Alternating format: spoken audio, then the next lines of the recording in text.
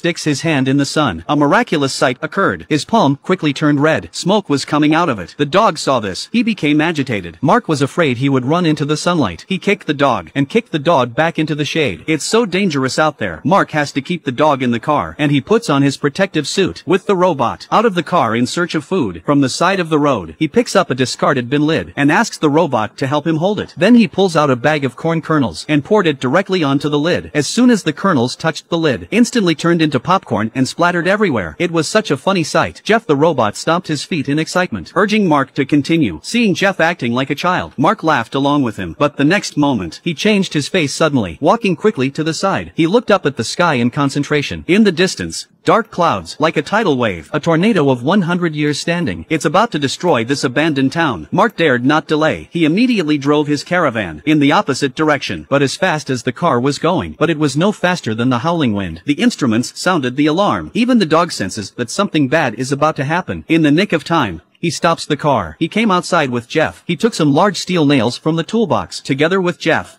he drove the nails around the car, secured the car with a cable. At that moment the weather gauge again warned, a tornado is about to pass. In half a minute it will tear them apart. Man and car alike. The dog in the car is worried about his owner, barking out the window. Oh my God. Mark has just hit the third nail, and then he loses his strength. His hands go limp and he almost falls to the ground. Jeff rushed to hold him up while raising his iron fist and slammed the nail into the ground. However, it was too late. The tornado was close at hand. Mark had to stumble back to the car, leaving Jeff to finish the rest of the job alone. Before getting into the car, Mark turned his head and saw the tornado less than 100 meters from the car. The tornado was coming in a destructive manner. He rushed to put the dog in the cupboard. He then opened the windows to protect the car from the tornado. Finally, he opened the door again. He told Jeff, who was busy, to get in the car. Looked at the tornado that was close at hand, not listening to Mark's words, leaning down again, reinforcing the cable again, until the tornado was in front of him. He rushed to his feet. He ran towards the car. The door was just closed, and the tornado came roaring in. Mark leaned back in his seat, clutching the armrest, confident of the steel spikes he'd driven down. But the cables on the sides of the caravan lasted only a second before the strong wind snapped them. The car was in chaos, caught unawares. Mark was almost thrown out of his seat. And that's not all. The cable at the rear of the car soon breaks. The 8-ton caravan was blown into the air. The caravan swayed with the wind. Luckily, the tornado came and went as quickly as it did. After a loud bang, the caravan crashed to the ground. Mark was knocked unconscious, but miraculously, he was unhurt. He didn't have time to rejoice. He checked inside the car. The dog yawned. He says he's fine. And the mechanical dog grabbed a stuffed animal. He said it was the only casualty of the accident. It was then that Mark's eyes widened in fear. He couldn't believe he had escaped. After a short break, Mark stepped out of the car. He was surprised to find the cable he had tied himself to had all snapped in two. Only the one Jeff was responsible for was still firmly anchored to the ground. Mark stole a glance at Jeff, who was being silly. He thought to himself that he had been saved by a robot, but soon he began to worry again. The left front wheel of the car was almost dead. He had a spare tire, but no jack to change it. In a world in crisis, no car is a death sentence. But just as Mark was getting desperate, Jeff behind him gave a little push. He lifted the front end of the car, which weighed several tons. He gave him a thumbs up with glee. Surprised, Mark changed the tires, and with a kick of the accelerator, he kept going. Mark smiled happily on the way, because the reason Jeff was created in the first place. Mark wanted him to help look after the dog after his death. But not only has Jeff been a great help time and time again, he even developed a sense of self. He started to become as intelligent as a human. But it's not good to be too smart. A few hours later, they were fixing up at an abandoned restaurant down the road. While Mark was on the toilet, Jeff learns by himself and then secretly starts the car. By the time Mark reacts and rushes out of the restaurant, he had already driven the car into the hot sun. Seeing this scene, Mark was furious. He called Jeff over to him. Angrily, he said, because of the hole in the ozone layer, the UV index was already over 60. Any creature exposed to the sun, in less than a second, their skin would be burned. Jeff had taken the car out of the shadows without permission and could have killed them here. I'm sorry. I know you were born yesterday, but it's time for you to grow up.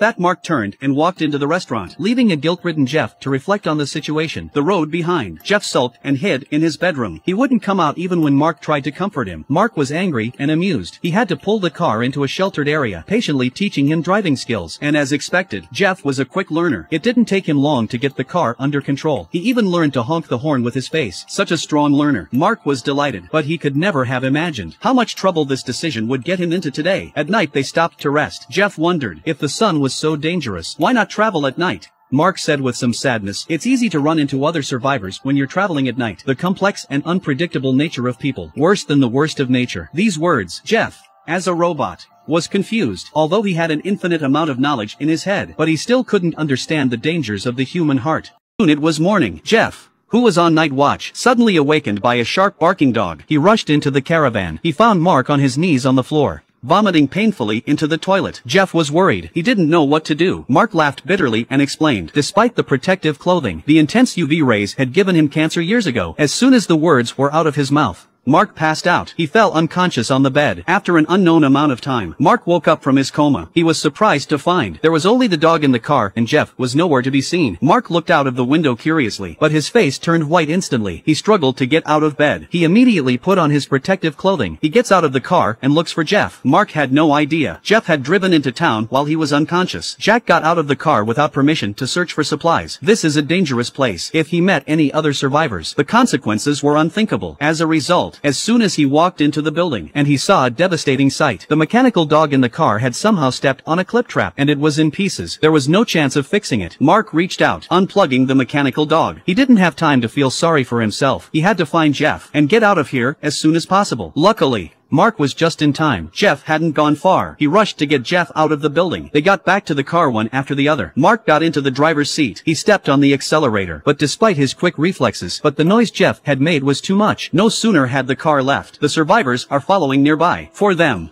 Mark and the dog were two delicious meals. There was no way they were going to let them go. Cars, one chasing the other fleeing. Soon it's late at night. Mark was sweating profusely. The car was running out of fuel. If we continue to delay, sooner or later they would catch up with him. So he took a leap of faith. He swerved as he crossed the bridge and drove the car under the bridge. Then he asked Jeff to push the car into a hole in the bridge and hide it. Although the solar panels were crushed to pieces, but they finally managed to escape the survivors behind them. Making sure they were safe, Mark stepped out of the car, picking up a broken solar panel. With mixed feelings, back in the car, he didn't blame Jeff. Instead, he sadly told his story. When the disaster first happened, Mark had witnessed someone shot an innocent mother and daughter over half a bundle of noodles. Since then, he has never trusted anyone but his dog. Perhaps it was the painful memories. Mark's heart was broken. Early the next morning, he was sick in bed again. The dog seemed to sense what was happening and snuggled up to his master. There was sadness in his eyes. In the cab, Jeff is concentrating on the caravan. He's driving the car towards Mark's long-lost home. Suddenly a butterfly hits the windscreen. Jeff is startled. He wakes Mark up loudly, pointing to the butterfly. He asks in amazement what it is. Mark was stunned when he saw the butterfly. He told Jeff to stop the car. He immediately pushes open the door and tries to reach out his unprotected right hand. The result was nothing but warmth. Mark didn't feel any discomfort. He resolutely stepped out of the car. He found the ultraviolet light here was incredibly mild. The sun shone on his body after a long absence. Mark was a bit overwhelmed, but soon he can't help but tilt his head back, enjoying the sun's rays. Back in the car, Mark changes into a nice suit and then pulls out into the wilderness. He sets up his umbrella on the moor for the last picnic of his life. Crosses his legs, gulping down a can of food, despite the fact that doing so would make his condition worse. But Mark eats it with great pleasure. After eating the cans, and it's dusk, he takes out a tennis ball. He played a game of throw with the dog. After playing for a while, Mark handed the ball to Jeff. He wanted him to try it too, but no matter how well Jeff threw the ball, the dog wouldn't bring the ball back to him. Seeing this scene, Mark laughed helplessly, but as he laughed, he suddenly vomited a mouthful of blood and wet his white suit. The dog smells the blood. He started whimpering uncomfortably. Jeff tried to help Mark back to the car, but he stubbornly broke away, turning around and took the overwhelmed Jeff into his arms. Like an old friend, he patted him on the shoulder. After the hug, Mark climbed into the carriage alone, in the company of his dog, waiting quietly for death to come. This time, Jeff wasn't with Mark, but outside the car, silently gathering his things. Jeff's face was unreadable, but every movement was careful. Soon night falls, and with the dog's wail, Mark had left this world forever, to follow Mark's wishes. At the break of dawn, Jeff took the dog and continued on his way. A few days later, they finally reached Mark's hometown. Jeff buried Mark under the bridge, and then with the dog. Standing on the bridge for a long time, Mark only asked Jeff to look after the dog, without saying where they should go, looking at the dog's trusting eyes. You think they're still out there? Well, there's only one way to find out.